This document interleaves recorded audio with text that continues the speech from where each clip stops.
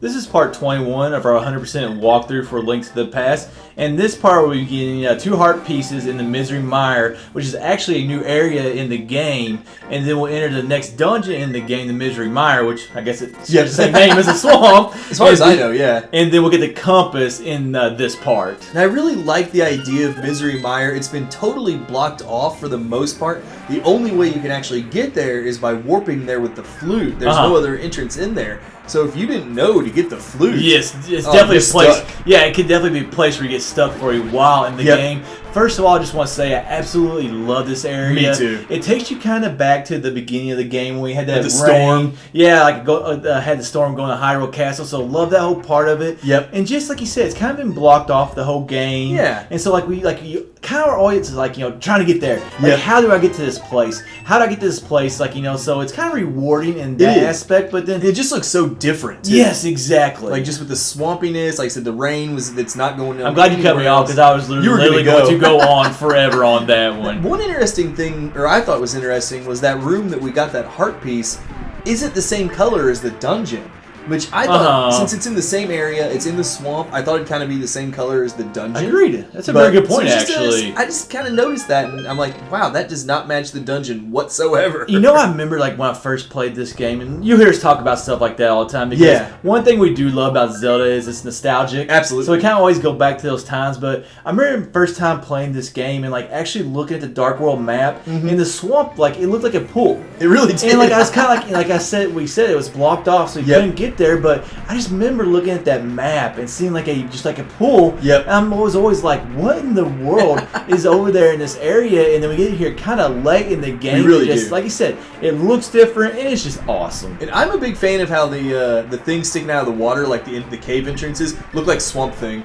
I mean, it's like it looks like eyes and like a mouth. It's a cool little looking effect. Now, 2 things I don't like. One, as you'll see right here, like using that ether medallion, it makes the rain stop. So I don't really care for that. Me neither. I actually did like the rain. I thought fit this area very well. And the next thing I don't like is we don't spend hardly any time at all in this area. Yeah, we got 2 heart pieces, but I just wish there had been something more, like, a reason to explore. Now, your first time there, you might explore a little more than we just did, but there was not enough to do in the swamp, and it was just such an awesome area. I wish there would have been more to do. Yeah, because it feels very large. Like, it feels like the same size as the desert in the Light World, of course. And I felt like we did a lot more in the Light World desert than we did in the swamp. So I'm with you that I wish that there would have been something else going on. But, like, if you think to, like, Minish Cap, we spend a ton of time in the swamp. Oh, Castor Wilds, yes, I love that area too. That's a good point. We don't really get that many swamp. Well, I guess we got one Link's Awakening.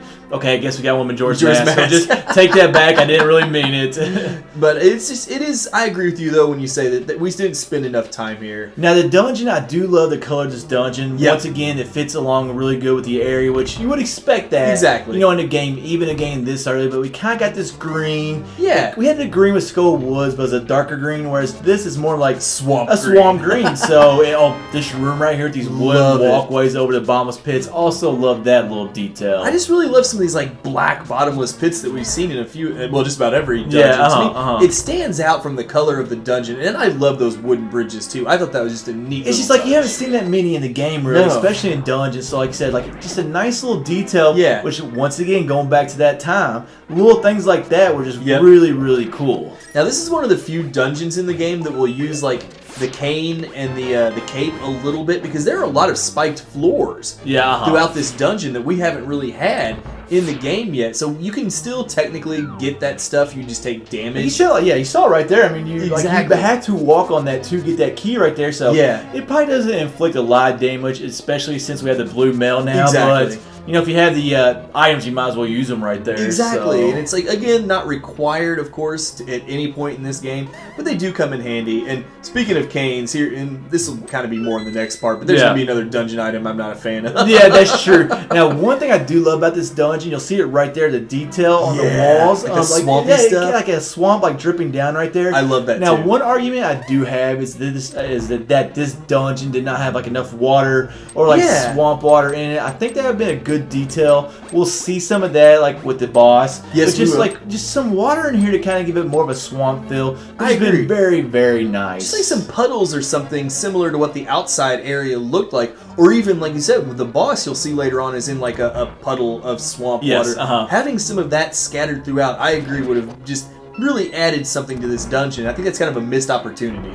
Yeah, and for being a dungeon that's later in the game, I really didn't find this dungeon too hard. Nah, like, you can get lost a little bit, but you go from like Ice Palace, and then the next dungeon, Turtle Rock. Like, those are two really hard dungeons in my opinion.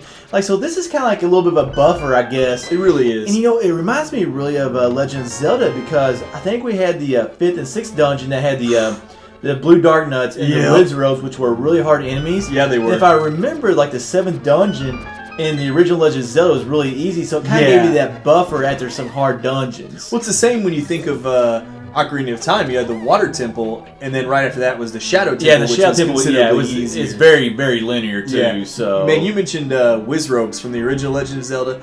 I do not like Wizrobes in this game. That was my transition, but you didn't capitalize on it at that time. Like, I had that all set up. I had that all set in my mind and everything. Just they're annoying enemies, and I really hate the sound that they make when they shoot their little beam attack. When you hear it over and over, it just kind of gets annoying. But it's nice to see them again. It's always nice to see those recurring enemies. Very true. It's nice to get new enemies in the game, but just like you always like seeing those like classics. And only though this was the 3rd game, I believe we definitely had them in the first Legend of Zelda, as I talked about earlier. But I can't remember or if they're in Zelda 2 or not. But for some reason, I want to say that they are. But anyways, let's go ahead and wrap up part 21 of our 100% walkthrough for Link to the Past.